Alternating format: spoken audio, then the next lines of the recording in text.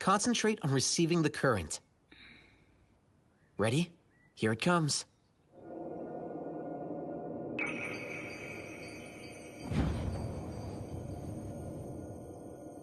I feel an odd tingly feeling, like energy coursing through my veins. Yes, that's the magic. You felt it so quickly. You're a natural at this. Oh, I don't think so. It must be because you're such a good teacher, Jude.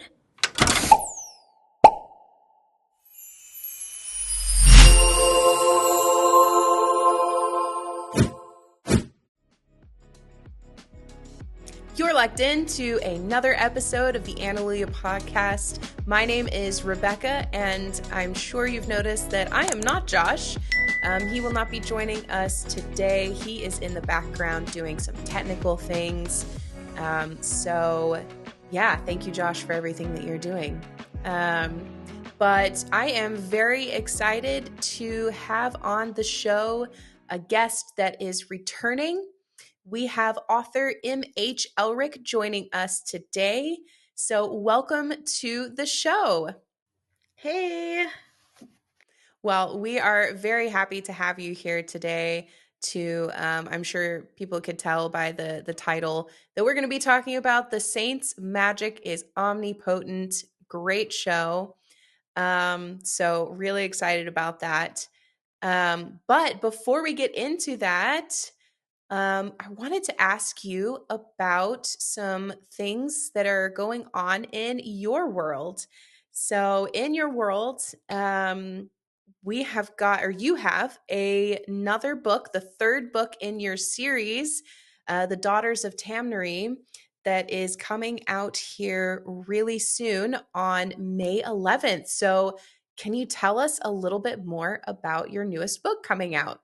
Yeah, I'm super excited about it. It will be the third and final story about Tanya as the main character. Of course, I have my other main characters like Kiel and Zayden and Jakin, but it's going to be my third one about her. And then I will have kind of like a fast forward to Generation 2, which will be at Tanya's child, and children will be featured. So it's kind of exciting to see this wrapped up, the end of her series, so to speak. And it's one of my favorite books, honestly. There's a redemption story in this one. There's a wedding in this one, which is always fun. And there's also a war going on. So it's like there's a wedding, a war, and a redemption story. And somehow they all work together. And one, I just have felt like the Lord really gave me a theme for this book. He kind of does that with each book. And in this particular one, it is that God fights our battles and that light overcomes darkness. And that's a really big theme in this book. So I'm super excited for everyone to see it and read it and let me know how they feel about it. Well, I am super excited. I've read the first two books, or rather listened to them on Audible, which is where you can find the audio version. And then I'm guessing it's on Amazon as well for the physical book. Yes, it will be on both. And then I'm going to do a special signed pre-order form. So I'm going to have that where if people want to get a signed paperback from me, I'm going to do something special just for this book release. And I'm hoping that they will arrive in time so that I can do like a live book signing to each of the people who pre-ordered it. We'll see what can happen, and God willing, everything will work out with printing and shipping and all that. But I am so excited about that because I will have character art and bookmarks for those who do the pre-order of the signed copies. And I plan to have an audiobook with it as well.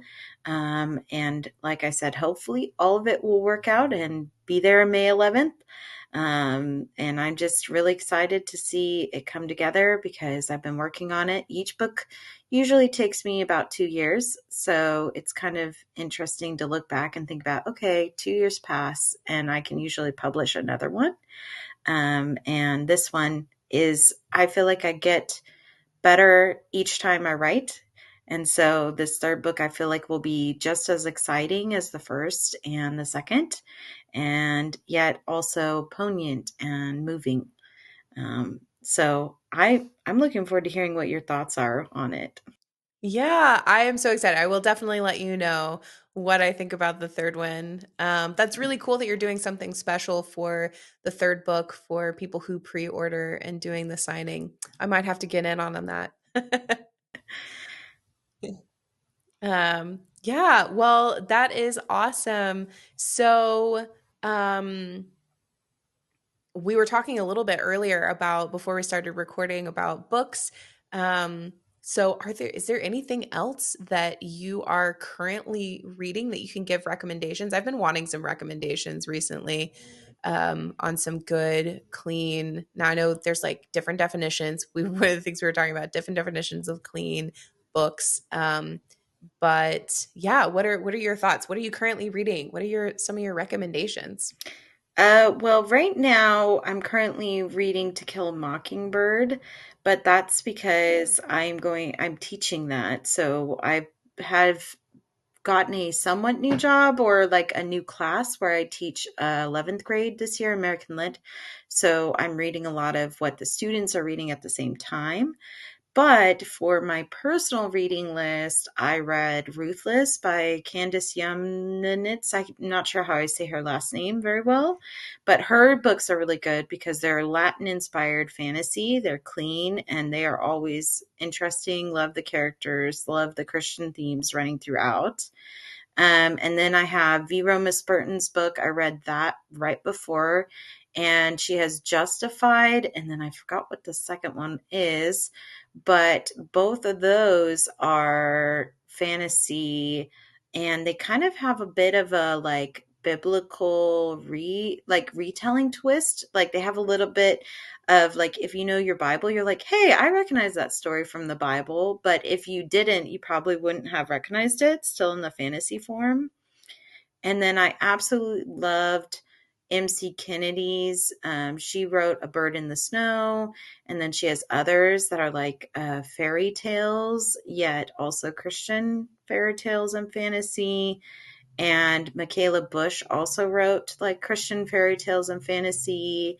So I've kind of tend to, when I pick out books, I'll read those. In the kind of clean fantasy romance genre, I tend to go to Tara Grace, if you've heard of her. And I then, haven't. yeah, so Tara Grace she wrote, oh, what was her first book called? Um, it's a book series about elves and humans and orcs, and basically they were at odds with one another. And then they kind of make marriage alliances. So it's kind of that trope of marriage of convenience. And then over time, they fall in love, and it's just a sweet story. I loved reading her previous one with the main elf family and seeing all those get together and all the humans as well. But then now she's coming out with another one that's set like 80 years in the future. So it's a little more steampunky. The first one, there was like steampunk elements like a train and those big hoop dresses, you know. But in this next one, I think there's going to be more airships and pistols and things like that, which is always fun. And speaking of that, I enjoyed Janelle Schmidt's series that she has, the Turum Archive. So, I mean, I have so many books that I absolutely love. And the only way to really honestly keep up with my reading that I do is probably Goodreads, because that's where I update everything and I say, okay, here's the book, here's the content with it, and here's my review, just because I tend to, if I really love a story, I can read really quickly and I finish in a few days. So it's hard to keep up with all my reading. Even my best friend is I know when you find something good, it's like hard to put it down. Yes, exactly. So, but that would be probably the place if you're looking for like, oh, what does she read and what does she recommend? I also try to feature one clean read or fantasy book that I've read, and I recommend in my newsletter too. That way, people can get that and have something to read while they're waiting for me to come out with my next book. And I tend to gravitate towards the authors who are Christians. And I know that they at least have Christian themes, if not clean content. Just because, like we were talking about earlier, Rebecca, I mean, like the fact that they, clean reading just affects your mind and how you are perceiving things. So, yeah. It does, yeah. Okay, so Goodreads. Hmm. I have heard so many people talk about Goodreads, and I think I went on there like once, but can you give us a quick rundown for those who don't know what Goodreads is? What Yeah. is it? Obviously, you write reviews and Yeah. So I will say this, Goodreads is very clunky. Storygraph, which is the new thing, is a lot easier to use and it has content warnings, but it's a lot harder to be in community with people. With Goodreads, it's very much a reader centric community. You can join groups, you can post updates about your books that you're reading, and they have the complete library. They have a lot of updates and it's connected to your Amazon account. So Amazon technically owns Goodreads. So if you are reading something, Amazon will automatically update it if you want to your Goodreads if you have a Goodreads account.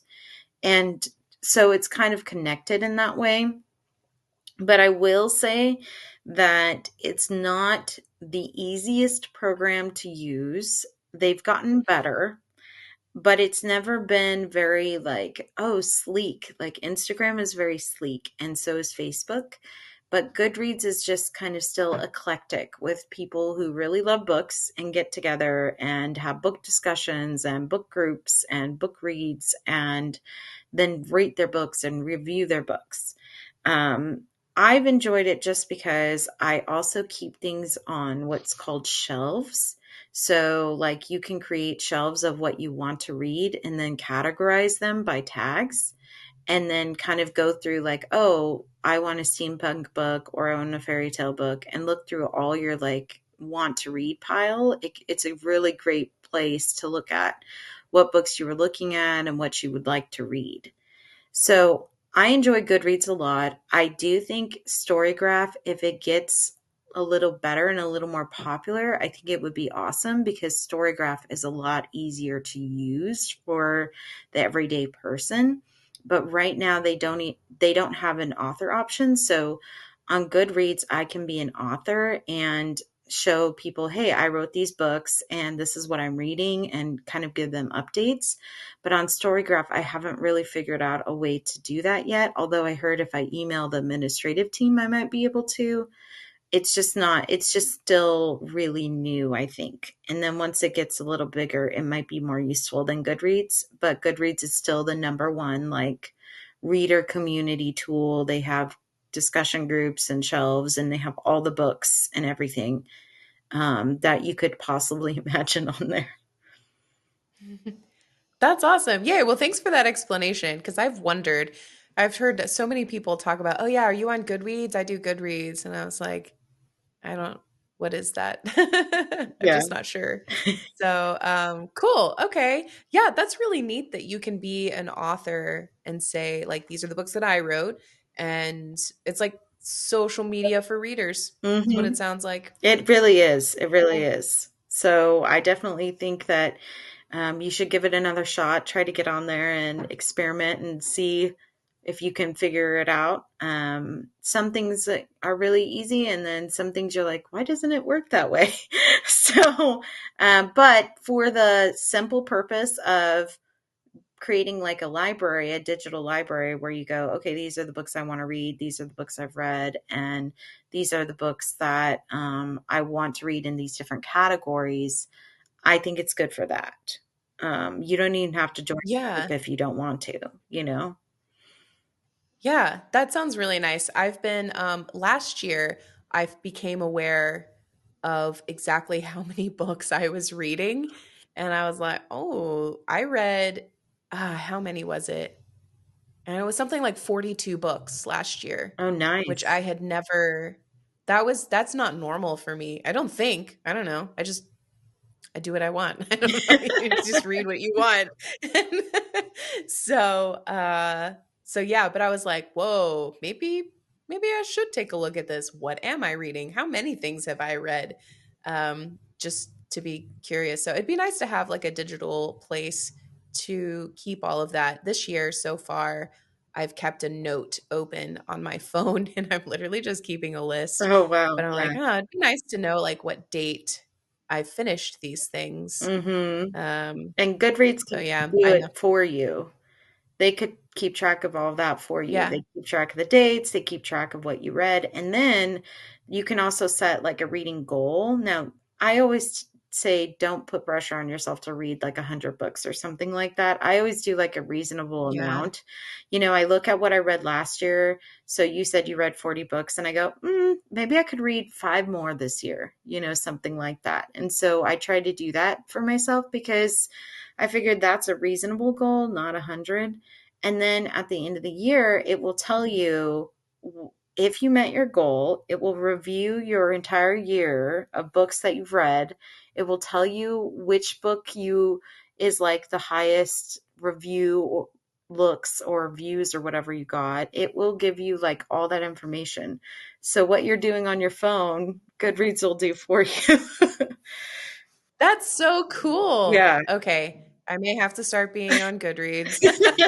Well, and like I said, it's linked to your Amazon account. So if you figure out Yeah. the way to enable it on Audible, it will record it for you, like the day that you started it and then the day that it ended. And it should just do that automatically. So if you can figure that Nice. out, I think that would be really cool. That is really cool. I'll look into that. Yay, learned so much. Yeah. Well, so pivoting from books and going more into anime, different type of story. What are some of the things that you've been watching this anime season? What are the things that have gotten you hooked? Okay, so probably like half of the United States, I definitely got hooked to Apothecary Diaries and Free Run. I mean, they were just Mhm. really, really good. Um, I both my husband and I were talking about this though. I think we liked Apothecary Diaries just a little bit more. And our Hmm. reason for that, and Dangers in My Heart is also in our top three in the last season that we've done. Because the season, I think that was the winter season is over, and now we're kind of starting like a spring, summer season or something like that. So I'm mainly going to talk about the season that was, although I'll tell you what I'm watching right now too. So in the season that was, our top three would easily have been Apothecary Diaries, number one. Number two, Free Ren, Beyond Journey's End. And number three, probably Dangers in My Heart. And the reason being for that is that Apothecary Diaries is like political thriller slash mystery slash romance slash fantastical a little bit because it just has court intrigue and drama, and the characters are just so funny and interesting and different. And it's so unique and how the twists and turns, and you're like, I did not see that coming. And it's just very fascinating. In terms of content, it's interesting because she basically her father is a eunuch, and he, like her adopted father, I should say. And her adopted father is a eunuch who is the doctor of a big, huge brothel. And so she knows a lot about sex, and she is not afraid to talk about it, but it's almost from a scientific perspective, and it's not very like grotesque. Like they never talk about the act itself really or go into it. It's more like hinted, like you said, innuendos. It's a lot of innuendo more than it is actual out there in your face, but it is very apparent. She knows a lot about the brothel. She knows a lot about sex, and she knows a lot about those things. And she is kidnapped and then brought to a court where she's forced to work at this court and then becomes involved in the mysteries of the court because she's very smart and can solve mysteries involving medicine and murder and things like that. And she's involved with the concubines who are part of the Empress court. So it's there is definitely content warning, I would say, definitely for older teens to adults. Versus free run, I feel like anyone could watch it almost, because free run doesn't have any of that in it at all. And it's really more about a woman's journey to honor her someone that she wasn't sure how she felt about him until he died. And so it's really fascinating. It's kind of this discussion of old age and new, and like what it happens when change happens over the centuries, and how people who live a long time have a different observation of that shift than people who have a shorter lifespan. And it's an interesting discussion. And of course, there's magic involved, and there's elves, and there's demons. And it's just really, really fascinating. I love that one. And then Dangers in My Heart is just a cute middle school romance. Talk about slow burn. We were talking about that earlier. um, I think we've gone through 24, 36 episodes or something, and they finally asked each other out. Spoilers, sorry guys. Finally, at the end on the very last episode. But you know, I, that's how yeah, long it I took. want to say I want to say we started that one. Mhm. We have not. Josh is shaking his head. We have not started that one. Okay. There was one like it though that was a middle school Mhm. romance thing that was a slow burn, and Uh-huh. I mean Yes. slow, Yes. very slow. And I was like, no, I'm out. I can't. I can't do it anymore. I can't. I Yeah. can't. I No. know. I know. There's some, so one of my favorites that I always say for this, which is actually a college one, is Yuzaki-chan Wants to Hang Out. Oh my goodness. I've watched 3 seasons and they have gone nowhere, and they know they both like each other. It's just crazy. It's pretty It maddening. Yeah. is. But there's like so many other fun things going on that it's like I don't know, they like make a joke out of it in a Yes. way.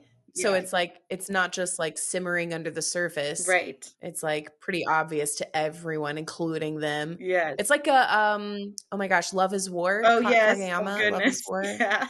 That Yeah, one's that one great. was like, okay, the slow burn was acceptable because they're like, yeah, making a battle out of it. Right, right. It's true. That is more comedy, and so it helps kind of alleviate some of the just get together already feeling, because it's Yes. funny.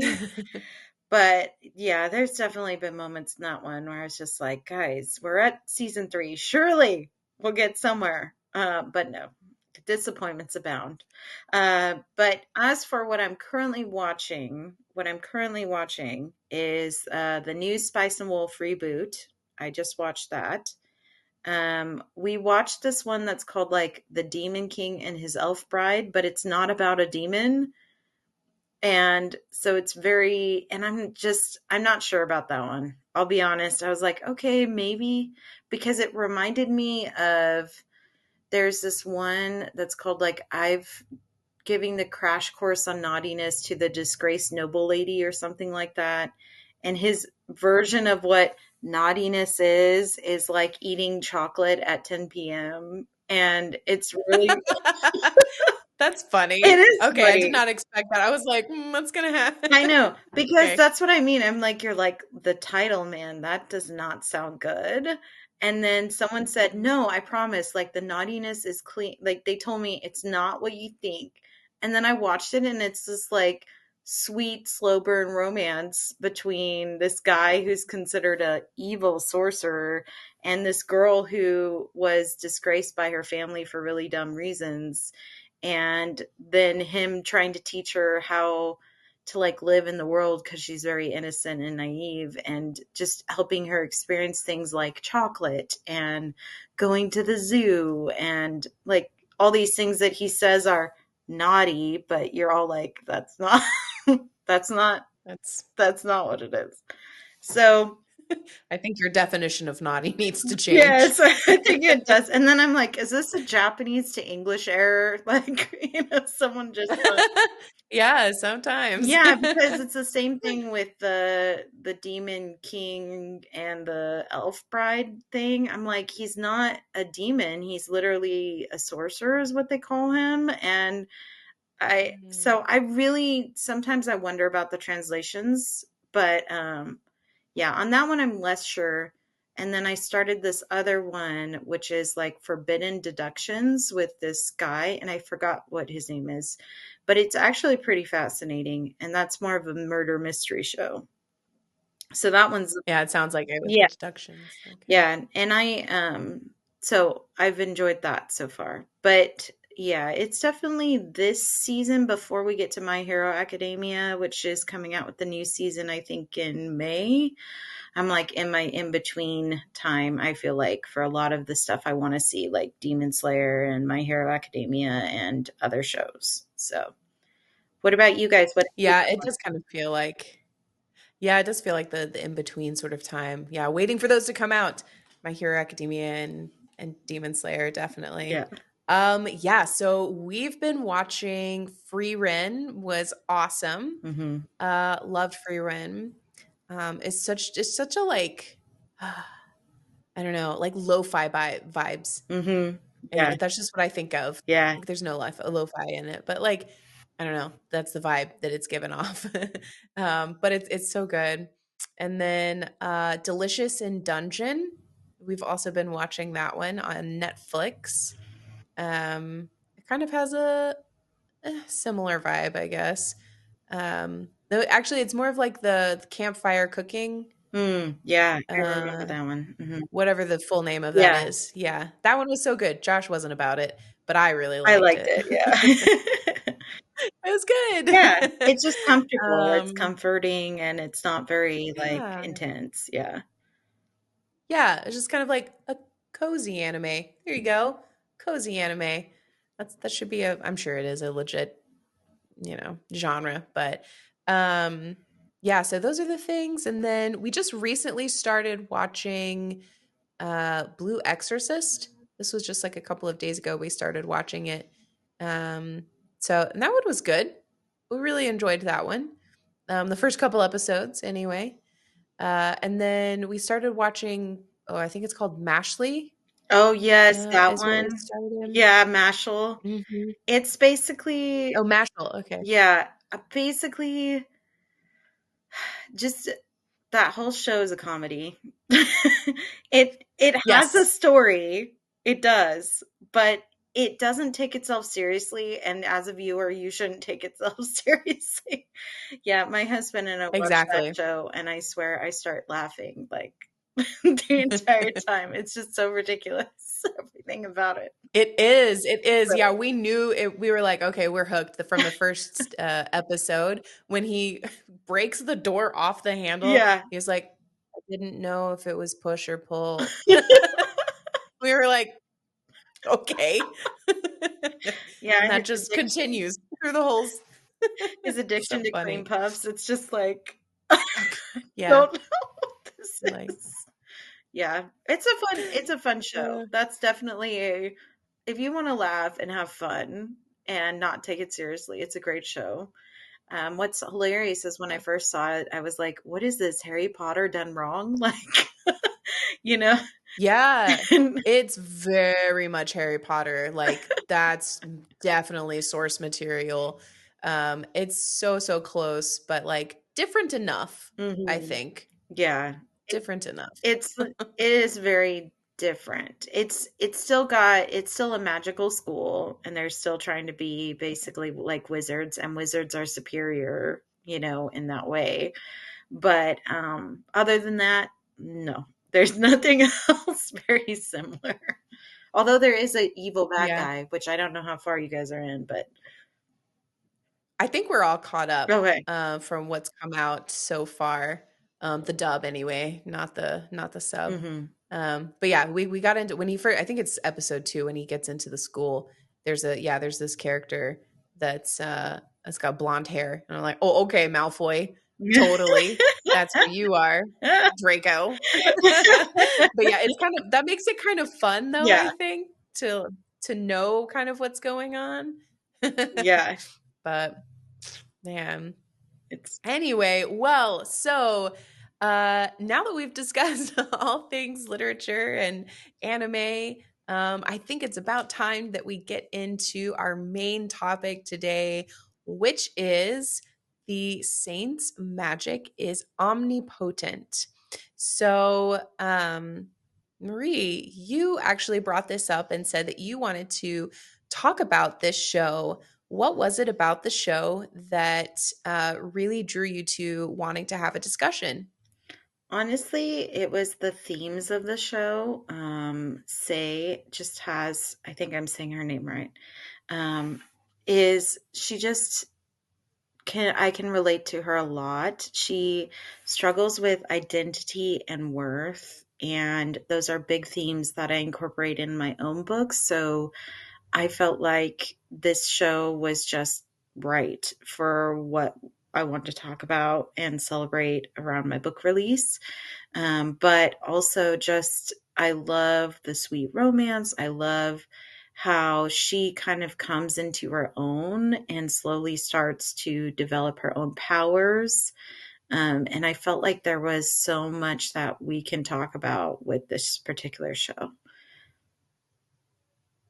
Yeah, I would agree. There's so much to talk about here with this show. I really enjoyed it. So there's two seasons out right now, and that's probably it. They wrapped it up really nicely at the end of season two. But I would agree. There's a lot of identity and worth that is in this show. So yeah, say she. I was so I just went back recently today actually and watched the first couple of episodes again in the first season just to like remember what was going on. And I actually really liked the second or the first season way better than I liked the second. To me, the second just kind of like dragged for some reason. Did you find that to be true? Yeah, I think it dragged because the first one had a good combination of action with like relationship development. And the second season, I felt like it was a lot more relationship development and less action. And so there wasn't as much like danger or like intrigue about it. So a lot of the first season was, who is the true saint? Will she be able to really expel the darkness? How can she do that? How does she develop her powers? Versus the second season is okay, she knows how to use her powers, but now are we going to be able to keep it from this prince who's visiting, which I actually think was probably the most interesting part of the second season, was the prince visiting and them trying to hide it from other people that she's the saint. And that would have, I think, made it more interesting if they had amped that up a little bit. But because she is omnipotent, I say with quotes because of the title, it does make some of the battle part like less intense because she's going to be okay. Although there was that one part where she fell down and then like got separated, and that was a little more actiony. But it's like you said, it was just a little bit draggy. There are just parts of it that just didn't quite go. And unfortunately, unlike free run, which free run you kind of know going in, it's very like slow paced, and that's how the mood is set from the very beginning. That's a, like you said, lo-fi vibes. Like that's how it's going to be. And then a little bit of action every once in a while.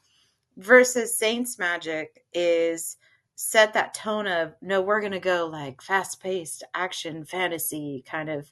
And then all of a sudden was like, no, just kidding. We're going to be lo-fi for a couple episodes and then go fast paced action. And so I get you what you mean about the second season. Yeah, it's almost like they didn't know if they were going to get a second season, and so they just like went all out hardcore on first season. then got a second season. And then it was like, oh, well, I guess we could have dragged out everything in the first season a little more. Yeah. But, you know, it's all good. Yeah. It was still good. It was nice to have a little conclusion, a little wrap up to everything. Right. I appreciated it. Yeah. So, yeah, good. Oh, I was just gonna say, yeah, it seemed like they ran out of source material, or they were like, okay, what's left that we have left, to say. Um, I also felt like they might have dragged the whole, will say get married. Well, she agreed to get married. And her feelings about marriage, like why she didn't want to get married, didn't make any sense. So it was like, a lot of it, that tension was also gone. Like they could have gone into the whole like love triangle thing, which I know people don't like love triangles, but at least it would have made it interesting. But Yeah. they didn't do that. They didn't have a love rival. They didn't have something to spice it up the second season. But at the same time, it was very sweet. I felt like Albert and her's relationship was a lot more developed in the second season than the first one. The first one, they were kind of like getting to know each other as friends, and there was a little bit of romantic interest. But in the second season, it became abundantly clear that the romantic feelings for each other, like over time, they were deepened, I guess you could say. Like they were more beginning in the first. Second season, it was very much deepened. Yeah. I think that's pretty true with like real relationships too. Mhm.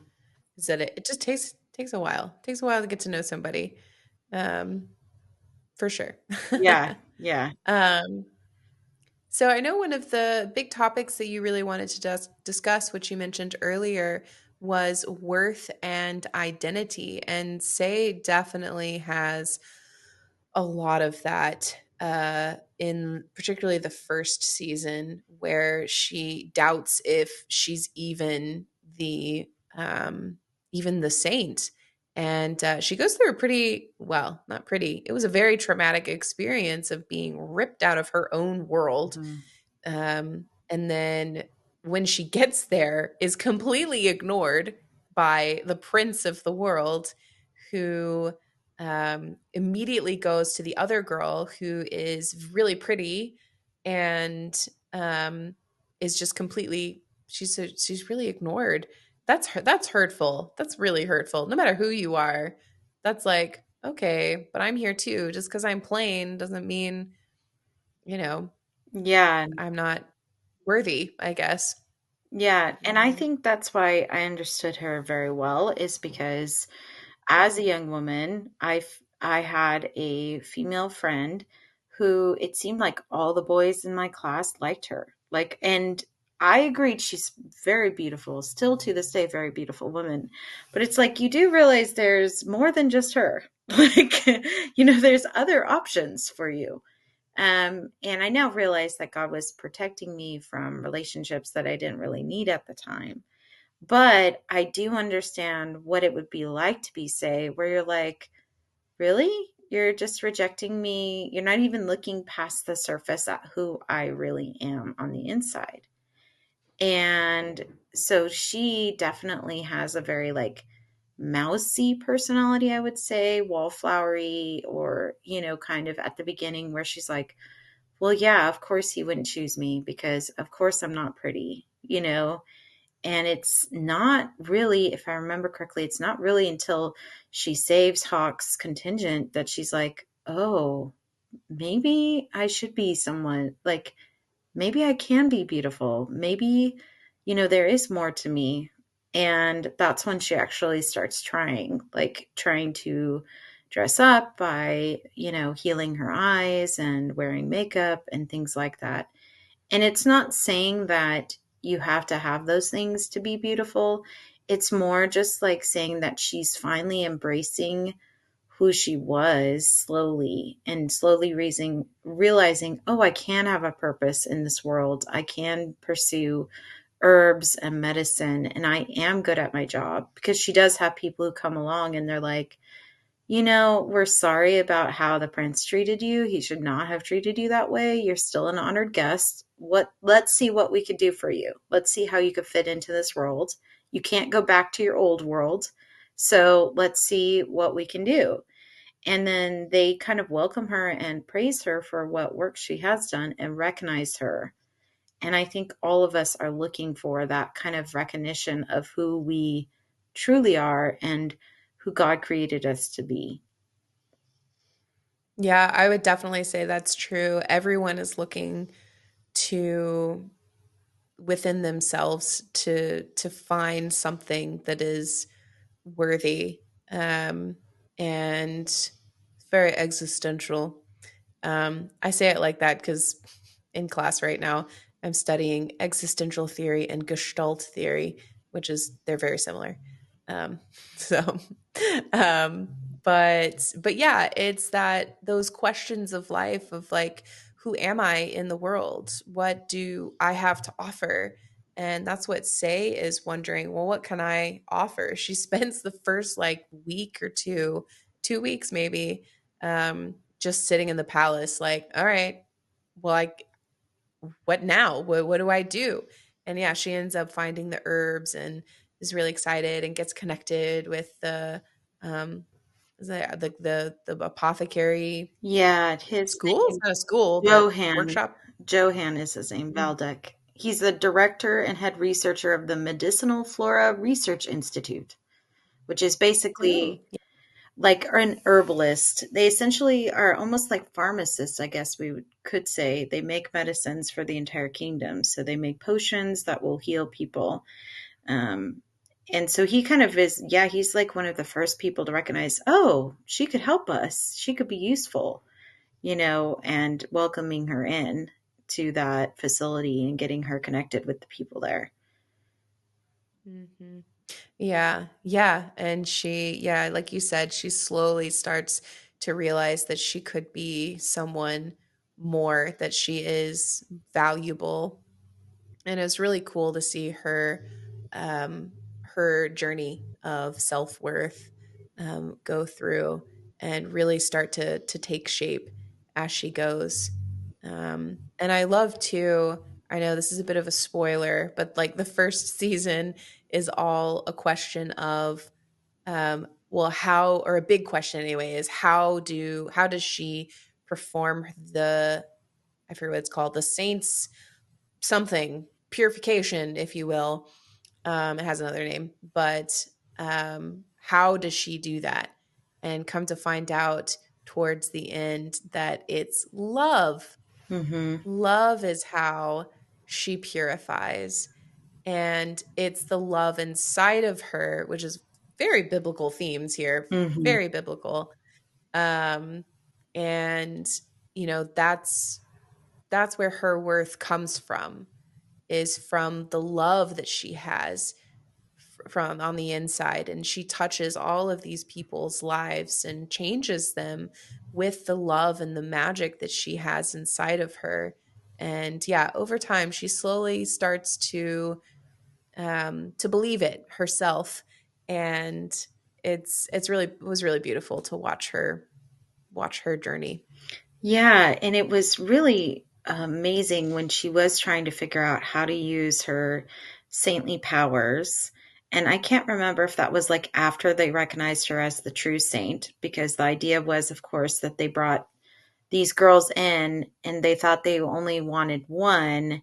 And of course, the prince thought the prettier one was the actual saint, but she wasn't. She just had regular magic abilities. And in fact, Say was the saint the entire time, which is an entire struggle for her to realize, oh, I am the saint, and that because I am the saint, I am therefore called to help these people. I can't just leave them on their own, which is, she wrestles with that idea of being called to be something that she doesn't want to be, which I also understand and is also a theme of my books. So that's why I like talking about it.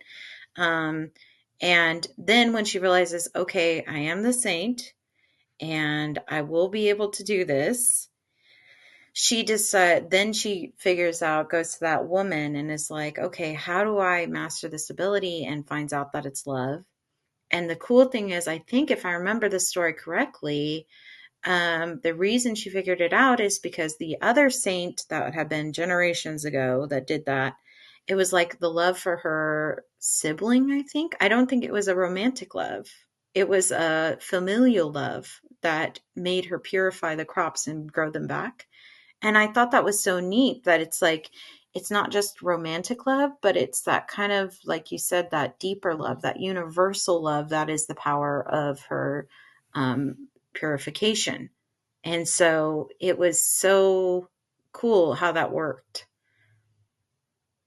Yeah, yeah, because the first time she even cast that spell, she was thinking about the people of the world and just how much she cares about them and loves them and wants to do right by them, I suppose. She's like, she was just starting to come to terms with being the saint, because like you said, she doesn't want that. But she was just thinking about all of the people, and that the world had finally become more of a home to her than here on Earth. And that was uh yeah, I liked that too. I liked that it was just like love in general, the sort of agape love, Hmm. if you will, like the love of God.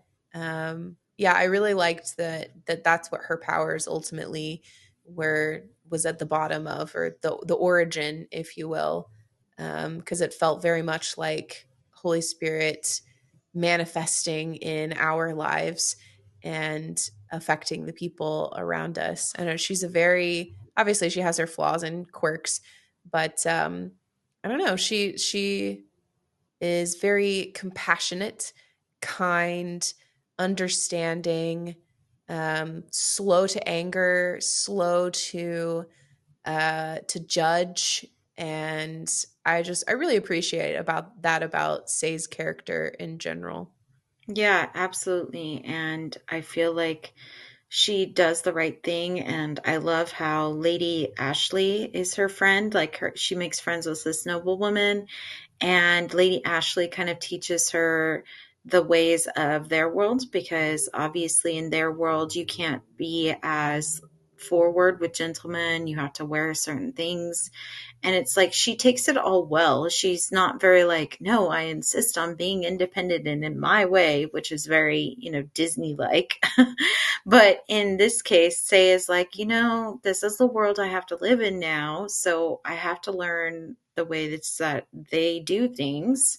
And so I will try to understand and try to get accustomed to their cultures and obey their requirements. And so she tries her best. And then also cares about, even though the other girl that was teleported or transported with her to this world was chosen over her, she still cares about her and is like the only person who understands Japanese like world and our old world. The only person that I can talk to about that is this other girl that I don't know. So of course I want to be friends with her, because how else will I remember my old home? And it's very nostalgic. And so they have that little arc where she's trying to just be friends with her and be able to talk to her um, in a way that they can relate. And I remember there was that whole thing about getting, I think, like rice. And like Yeah. finding rice was just so nostalgic. And I love how Hawk, her love interest, was like, tell me more about your world and what foods you ate. And like she would cook, traditional Japanese food for him and he would try it. And it just shows how caring all of the characters are, that they want to be involved together and not just reject the old and embrace the new, but kind of have a little bit of both together. Yeah, it's interesting that you bring up an interesting point of most of the characters are very kind and considerate. There's not really a villain. The villain, I guess, is the situations, like the miasma spreading across the country, and that's sort of the villain aspect of the story. But even the prince, who's kind of painted as a villain in the beginning, um, it turns out that yeah, he's kind of selfish and arrogant and those things. But deep down, like he does really care about the other girl, which I can't remember her name, Okay. even though I was literally just watching it. But I mean, he cares about her. He doesn't want her to be left behind, I guess, when Say is made the the official saint. And he goes about it in an interesting way. He makes himself the villain Mhm. in order for her to be um, okay and to be taken care of and without blame herself, which was, you know, was very noble of him to do. Yeah, especially Um, since he's the yeah. prince. So, many Mhm. people would not think well of him for doing that. But yeah, he did. He wanted to, I think her name, spelled Aira, and I don't know if that's Era Misono. I'm not sure how to say it, but I that's think it's Era. Era. Okay. I Yeah. think I think so. I think that's what I remember them saying. Yeah. Yeah, so it's good that they were able to basically ensure that she was well taken care of because of what he did. I do feel like the conflict itself is not really a man versus man typical conflict. It's more a character versus self, I think. I think a lot of it is Mhm. about her character, about her growth as a saint, and about her trying to figure out this world that she lives in and dealing with the title of being saint, especially the second season where it's like she's becoming more famous. And like they were even talking about how she can't make potions because the potions she makes are 10 times more powerful than regular potions made by regular magicians, and how like if she does A make strange problem to have. right, if she does make them, they kind of have to like water them down or something, like basically to try and make it. And then they had that whole entire thread where a prince from a neighboring country came to get a cure for his mother, and it was like this whole thing where they had to disguise it as, no, the saint didn't do this. There was no saint. It was just some Mm. pharmacist in a lab made some sort of potion that miraculously cured your mother. You don't know how that happened, you know? Um, Who who knows? knows? Yeah. So it definitely, like you said, there wasn't really any villains. I mean, the miasma, the demonic creatures, she purified them, but unlike Freerin, like we were talking about earlier, it's not like they have any personality or there's a demon king to kill or anything like that. It's more just like trying to exorcise the land and the area, and the creatures themselves. So it is unique in that way. Yeah, I thought so too. That uniqueness. Um, yeah, and kind of going back to Say's calling or purpose, because like you said, it's a lot of man versus self in this show. She really does struggle a lot with her calling and purpose. 'Cause she doesn't want it. Like you said earlier, she really doesn't. Because she knows that her life is going to change, and she's like, "Oh, I think that this is who I am. I just that's a lot of responsibility." And so often I think we are also reluctant to step into our calling because a lot of times it is a lot of responsibility and it's scary. And hopefully we can get to a place where it's like, you know what? No, this is going to help other people. This is going to affect more than just me. And this is what God's called me to do. So buckle in um, and get going on doing your calling. Hmm. Well, and I think for her, she's like, my passion really is the herbs and the plants, and I love doing that and being at the research institute and doing research. She doesn't really want to go into battle. I mean, who can blame her? Who would really want to sign up for danger, where you could possibly die? And then purify this area, or the fame part of it with the political maneuverings of, this person is the venerated saint, and elevated above all these other people. So it's understandable that she doesn't want that for herself, but it's like you said, if God calls you to do something, you should do it. And when you do, I think that you'll discover that his calling was better than what you thought. And it benefits more Yeah. people than what you thought. And I think with her, she realized that too. Obviously, they don't really have a God character, which is fascinating that they call them saints. And we can talk about that too. But yeah, it's once she embraces her purpose, the things become more clear. She's able to help more people, and she realizes that it is worth carrying that burden and that mantle to do so. And she's still able to research herbs, so she's still able to do those things. Yeah, and likewise, I think we can still fulfill our calling that God has on our lives and still do the things that we enjoy doing. And so often, you know, like you said, God's purpose ultimately is the best thing for us, because it's what He designed for us to do. Um, so yeah, that can be scary. And you're right. It is weird that they have these saint and saintess titles, um, but they don't really go into the religious system. It sounded like there maybe is some sort of clergy Mm-hmm. involved, but we don't ever get introduced to it in the series. So maybe there's something in the world building that we just haven't seen. I don't know. Yeah, because her mentor, Yuri Druis, he's like the head priest, kind of. Like, I don't know if they call him a priest, but he's the highest level magician basically under her.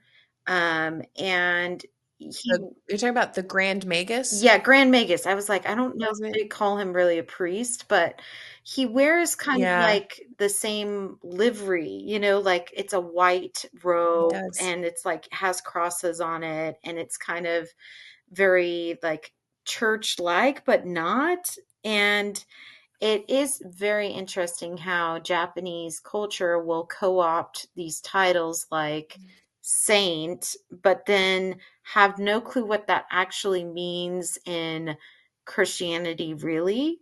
Um, and the only other example I could think of was Saint Cecilia and Pastor Lawrence, which have you seen that?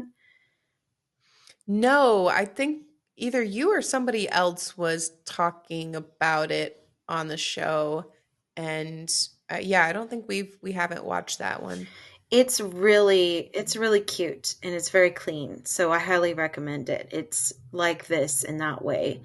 That one is definitely has more of the like the clothing and the church like atmosphere. So Saint Cecilia is considered a saint, just like Saint Say. And then they have Pastor Lawrence, who has like the priest outfit, like the black with the collar and the cross. And then they have an actual church, but then they don't ever show a worship service. And then she's a saint because she can see evil spirits or spirits and get rid of them. And so it's very different. I don't know enough about Japanese culture to know why that is, but my only assumption is they thought, oh, that looks cool from Western culture, and just kind of co-opted it and said, let's call these people saints and let's say that their power is omnipotent and that it's all powerful. And you're just like, I don't know if you know the meanings of all those terms in America. Like it's a very different type of term and what it means here. Yeah, very different. And you know what? As you were talking about it, I realized that we have seen several episodes. I don't remember how far we got, but we did watch some of it, and it is very cute. But you're right; they didn't ever show a church service. It was just kind of like they were doing priestly things, Yeah. you know, Like going to ministering deliver to food to others. people, and Yeah. yeah, Yeah. yeah. Um, I mean, I think that we probably do a lot of that here in the US, and other, Western countries.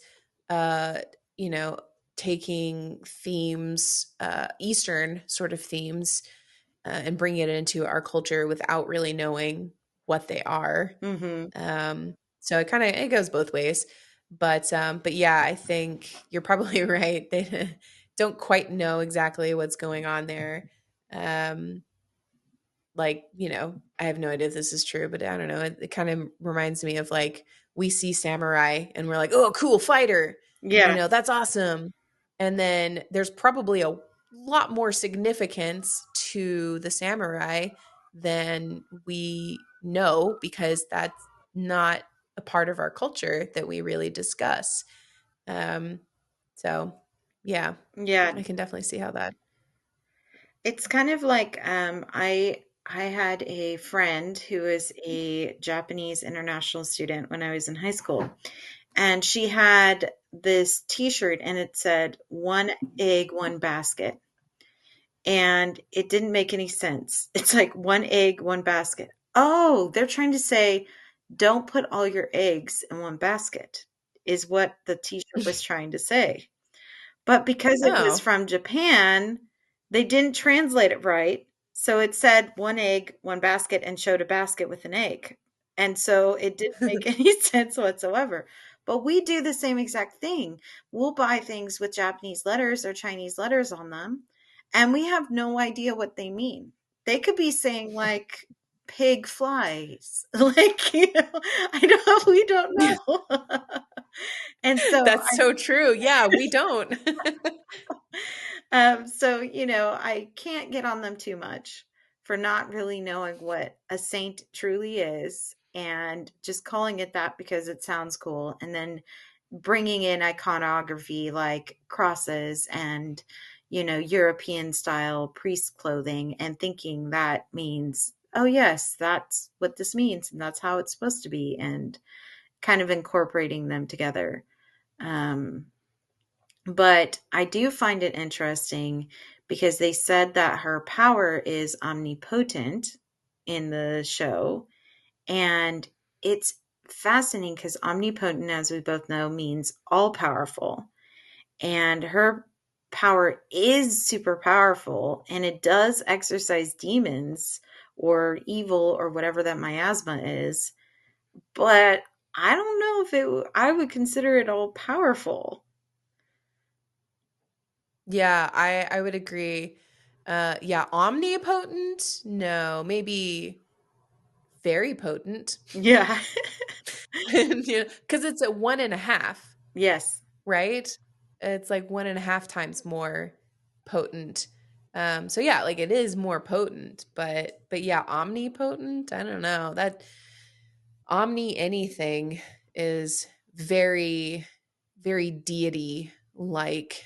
Um, and it seems to get a little more into that range, like omnipresent, omnipotent, what are the other things? I don't know, whatever the Omniscient, other I things to think. describe God. Yeah. Omniscient, Yeah. yeah, yeah.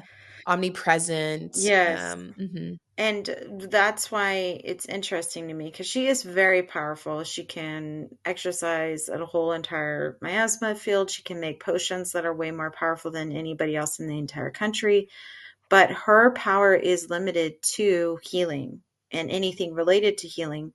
It's not all powerful. Like she can't just automatically make someone well. And even she admits that she sometimes is not able to save everyone. Like sometimes she'll come a little too late and won't be able to get there. And then powers are limited to one country. So that country is the only one that has her. All the other countries don't benefit from her abilities and her powers. And Yeah, and I wonder if other countries have saints or yeah, saintesses, you know? yeah, it is a very good question and something that I thought would be interesting to explore if they ever did like additional seasons or if they had another storyline like it. I would have loved to see what happens with Hawk and her as their relationship kind of gets deeper and develops. So spoiler alert, they get engaged at the end And I would have loved to see like a married couple dealing with the sainthood and all of that. It would have been more interesting, I think. But at the same time, like you said, I felt like the story ended well enough that everyone, even after watching one season, probably would have been satisfied because it's like a sweet development overall. And they kind of got that whole arc of like worth and calling and doing the right thing. And they resolved that very well.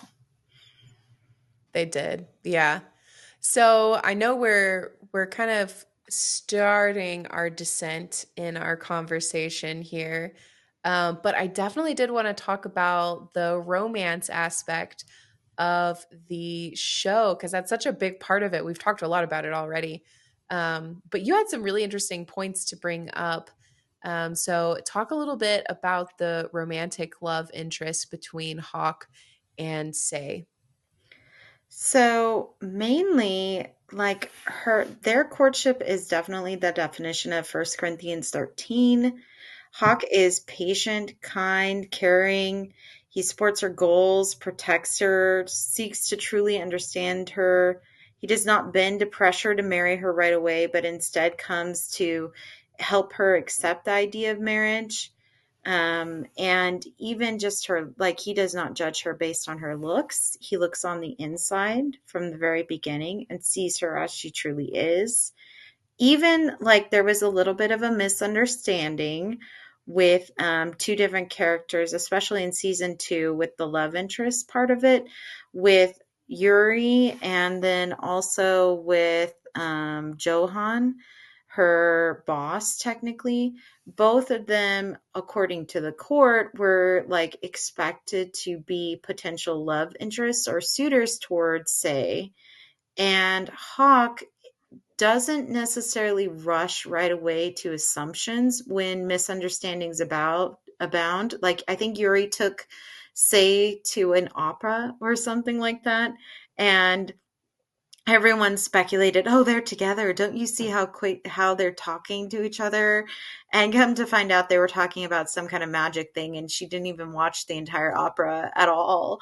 And so it wasn't romantic in the slightest, but it helped Hawk realize, okay, I've been taking this slow because I want to respect Say's feelings, but at the same time, I want to make it very clear how I feel about Say so that she doesn't slip away from me and actually fall in love with someone else. But I love how respectful he is. He does not bend to pressure, and he's very much a gentleman. And I love how slowly like they go on little trips. I think like he gave her a enchanted necklace that protects her with his ice magic, I think. And she gave him some, or no, it's a brooch, isn't it? It's in the back. It's a hair Yeah. clip. She puts her hair up with it. Yeah, the hair clip. Yes, and it protects her. And then she gave him something that also protects him. And I thought that was really Yep. sweet. That is really sweet. Yeah, there was a moment too, Josh, if you would scroll up a little bit in our notes, um, where it was in episode 5, which is pretty early on in their little courtship. But she, I think, comes out for the first time dressed as the Saintess. I'm pretty sure that's right. So she went through like a whole beauty day, spa day for Say, and she looks gorgeous. But he says, "You may look a little different, but you are as lovely as ever." And I was like, "Ah, Yeah. that's so sweet." That was like, that is the perfect thing to say. Like, instead of obviously, "Wow, you look beautiful."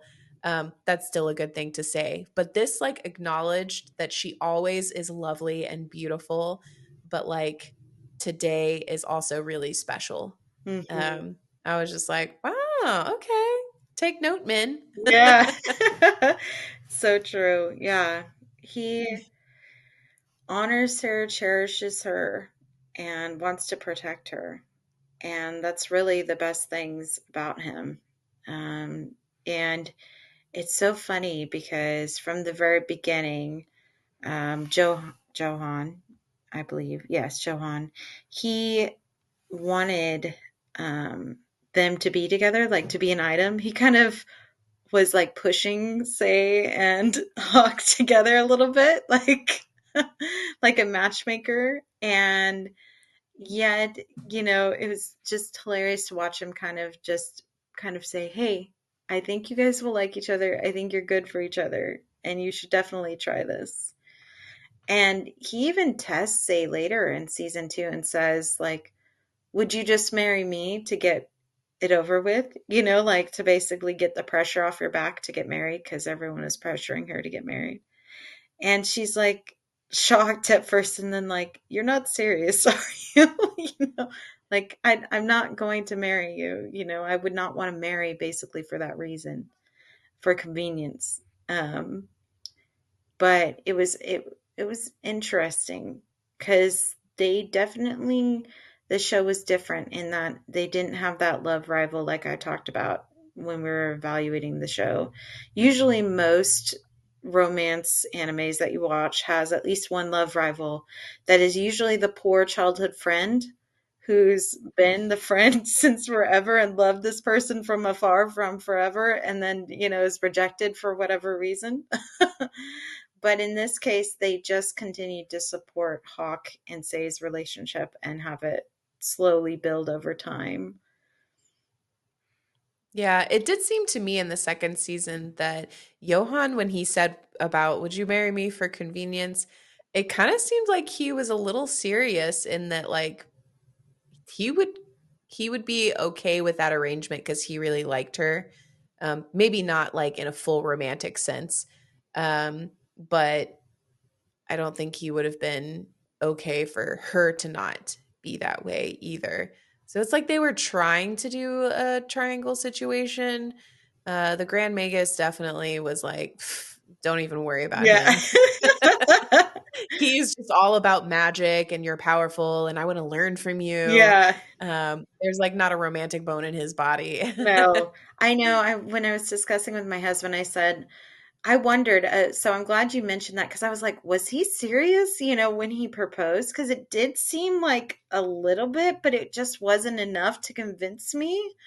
Um, Mm. versus Yuri, the only time I saw the Grand Magus as a love rival would be like if he was kind of thinking genetically and thinking, well, maybe if we become husband and wife, we can have even more powerful children. Like that's the only reason I could see him pursuing Say, but he was so interested in her as almost a research subject. Other than that, no. Like, and that's why, and even at the end, he's the one. So, Say never told Yuri how the spell worked, never outright said that the spell works by love. Like, basically, the dispelling, purification is powered by love. But Yuri figured it out.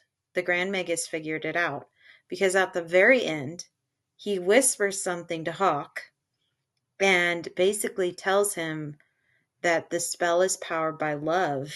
And then Hawk realizes, oh my gosh, she loves me back. It's like it didn't occur to him before that point. And I thought that was really neat. And that also showed me that Yuri was always supportive of their relationship, knew that they liked each other, even if he's very silly about all the other things. But yeah, Oh Johan yeah. definitely surprised me. I was like, is he serious? Like, because he did respect her from the very beginning and admire her as a herbalist and a healer and someone who does well. But I didn't think of it romantically. Yeah, it almost seemed it was like older brother kind of Hmm. a thing. Um, yeah, but yeah, it was kind of a weird in between. I think he could have probably let himself develop feelings for her. Um, he was like right on the cusp, I think anyway. But he also really wanted to support his friend. And I was like, come on, man. You just go for it. She Yeah. loves you too. And yeah, that moment where I what'd you say his real name is? The Is it Grand Magus, Yuri Ivan? Druis? Yuri Druis. Yuri. Yeah. Okay, yeah. Yeah, Yuri, he figured it out. So rewatching the first several episodes, he saw what happened. When was it? Oh, there was a moment where he saw them talking, and I don't know, he just kind of had this knowing look of like, Hmm. something's developing. I think he knew the whole time. Yes. Yeah, as much as she tried to hide it, she's kind of not someone who can really lie, I feel like. And so he kind of Yeah. knew. I think he figured it out that basically because of love, it enabled her to have that ability to purify. Um, Mhm. so yeah, I think I agree with you about Johan. I think that he would have allowed himself to fall in love with her if it wasn't for his best friend loving her first. And I think that he also put pressure on Albert Hawk to move Yeah. because he's like, look, you know, I will develop. I almost felt like it was like, I will develop feelings for her and marry her if you do not, because she's so valuable. And I think that goes back to, the beginning of our conversation about her worth and her struggle to find worth when people actually recognized her worth from the very beginning, that she is kind, compassionate, and caring person and will do whatever she needs to help others. And so he recognized that too. Um, so I think a lot of his was also a ploy to try and get his best friend to move faster. Yeah, I definitely think that was true. Yeah, 100%. Well, I think that we have very well covered this show. It was so great to be able to chat with you today about this, Marie. And so, if our listeners don't already know how to find you, where are you on the interwebs? So I am at mhelrich, ELRICH.com, and I'm that same username on Facebook and Instagram and Goodreads. And if you go to my website, you're able to get a free short story collection and join my email list. So you can kind of get updates about all of my books. And then you also can see some of my blog posts about anime that I post up there occasionally. I know I'm going to have one comparing the Saint's Magic power, or Saint's Magic is omnipotent, to my own story. I always want to say magic power is omnipotent, but It yeah, seems natural. it Yeah. does. It does seem natural. And so you'll be able to see that and much more on there. And I just appreciate you guys having me on again. It's such a delight to talk to you about anime and books and all the things. I totally agree. I love it when you come on to the show to hang out. So thank you so much for coming on and chatting today with us.